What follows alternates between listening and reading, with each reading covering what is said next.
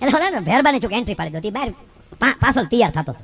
હવે અજાણ્યા ગામમાં નો શાળા કરાય. ઓકે કા ગામના બેને હારે રાખવાની. બાપુ બન્યું એવું, કારણ કે ભેરબો તો ગામના કૂતરાય જોયો ન હોય. અને એ કે આખ્યાન હોય તેથી ઓરાપોરા હોય ને આડે ઓલી હેરીમાં બિચારા પડ્યા હોય આમને. અને ઓલે આમ કાબર તીતરા લીટા કર્યા, માથે ઓલો ઓલું કર્યું, કાળા લુગડા પહેર્યા. એ જ હેરીમાં લે આમ નીકળ્યો ત્યાં કૂતરી વિયા ગયેલી. એ મોર ભેરબો વાહે જે કૂતરી ભણી પછી તો એને ભારું ઘણા હોય. જવાનું હતું આમ આખ્યાન આમ રમાતું હતું, આમ હેરી પકડાઈ ગયો. ગામની બહાર તળાવમાં કડે કડે પાણીમાં વયો ગયો. અને પાણીમાં બાબા ભડકા કરે અને કૂતરા ચાલી હા બાપુ હવે તો એ થઈ. અહીંયા બાળનાથ બાપુએ રામાપીરને હુડ આવેલા.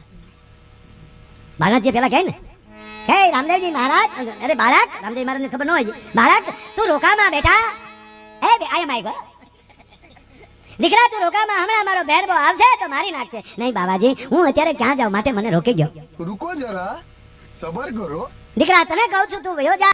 પણ ભેરબો પાણીમાં ઊભો હોય અને અહીંયા એક ધારા બોલે, ભેરબો આવે રે પીરે, ભેરબો આવે, બાળનાથ બાવાનો ભેરબો આવે. પછી તો રામાપીરે ગોદડી મટવાનું, કારણ કે ભેરબો બોલે પણ તળાવમાં ઉભેલો. અને ભેરબે ન્યાલી કીધું કે રામાપીરને કયો આવીને આવું હોય તો અહીંયા મારે, નકર બહાર નીકળો તો રામાપીર પેલા કૂતરા મને. ये सब क्या देखना पड़ रहा है. ઝટ કયો રામાપીર ભાલો લઈને અહીંયા આવે. આ ખોટી એન્ટ્રી